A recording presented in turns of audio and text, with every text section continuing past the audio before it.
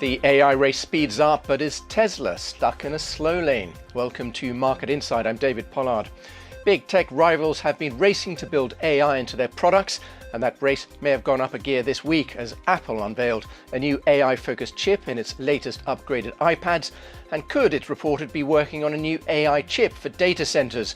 Microsoft, meanwhile, is said to be training a new AI language model large enough to compete with those from Google and OpenAI. All this as Tesla's sales in China slide, according to data today, in another blow for the EV maker. Well, for his take on all this, I'm joined by Ross Gerber, President and CEO of Gerber Kawasaki. Welcome, Ross. Many thanks for joining us today. Big news today from Apple, which has been something of a laggard so far in this race for AI. Does this latest news put it amongst the front runners?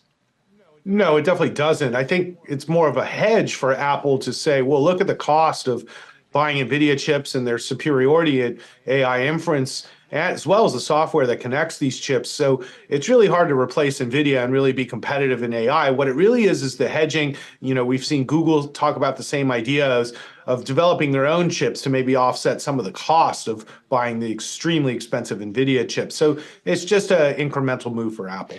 And what about Microsoft, already a big presence in this field? Would a new AI language model perhaps make it the standout player? Well, I think with chat, and owning a big chunk of that, it's more an open model. And I think that Microsoft really wants to build a model that really works around its enterprise software and such. So this investment is also a hedge for them to make sure that the large language models really suit Microsoft's needs and not sort of just this general overview, which ChatGPT is really focused on. So again, I think these companies are all looking at this opportunity and trying to put walls around certain areas so that they can still be competitive. And it's basically a race to see who can build the best systems. So even as hedges, these are obviously quite big commitments from these big tech giants. Is that what investors should be looking for? Does it all come down to just how much hard cash a company is putting into AI that makes the difference? Well, it does make a difference because of the extremely large barrier to entry to have any sort of model that is usable and competitive. So you're talking tens of billions of dollars investment. But from the other perspective, Microsoft, Google, Apple have made so much money over the years and over the quarters, and the only thing they can think of doing is buying back stock and paying dividends. And so the fact that they actually have something exciting to invest in that could create a whole new cycle of productivity and growth is great use of their capital. So we see this as actually a very big positive, and that's why they're top holdings in my fund GK. Microsoft, Apple, NVIDIA, Google, these are top holdings because we think this is a whole new level for what search now can move into a whole new realm of productivity, really. So, Ross, I take it from what you've just said that you believe that the huge surges we've seen in the share prices of NVIDIA, Microsoft, Meta, and so on, that those surges are deserved? Or do you think the public and the market, for that matter, need to see a few more killer apps for AI to merit such high valuations? Well, I think the valuations are actually somewhat reasonable if you look at forward earnings and what the potential is. There are a little bit higher multiples for these companies than they've achieved in the past, but by no means is it as crazy as some of the stock prices we saw during .com, for example, and other areas. So we actually look at these prices as, they're not cheap, but certainly with the opportunity, these are core investments, and that's why we own them. And investors would be, really amiss to not own these names and to risk missing out on one of the greatest tech opportunities we've seen and will be this decade. Is Tesla still a great tech opportunity? The news flow has been very negative, squabbles over Elon Musk's salary, recalls, slowing sales in China, job cuts. Is this a pioneering first mover that is now falling by the wayside?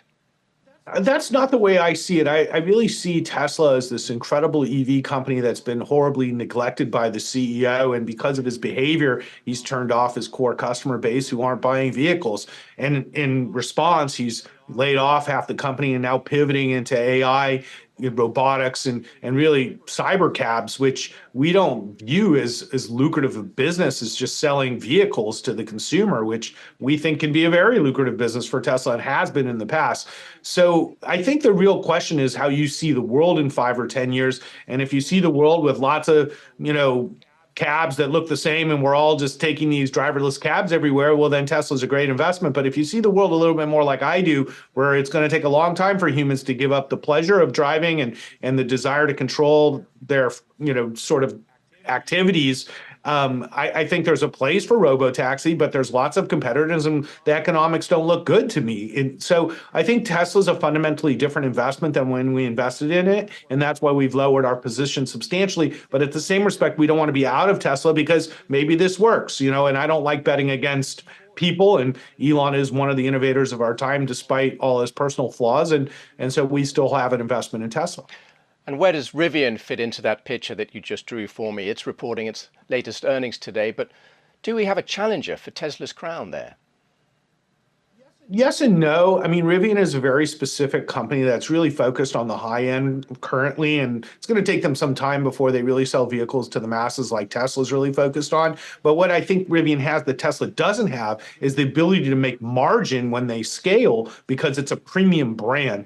And I just bought a Rivian for my wife because, now I'm looking at other cars because of Elon's behavior, and the Rivian is a wonderful vehicle. It's just beautiful. So, drives great. It's so I think what Rivian needs is somebody like Amazon or Apple really to invest more in the company, go all in. But I think down the line, Rivian's going to be a very successful brand if they can get their business operations tighter and get the financials to work. So they still got a lot of work to do, but boy, Rivian has a lot of potential.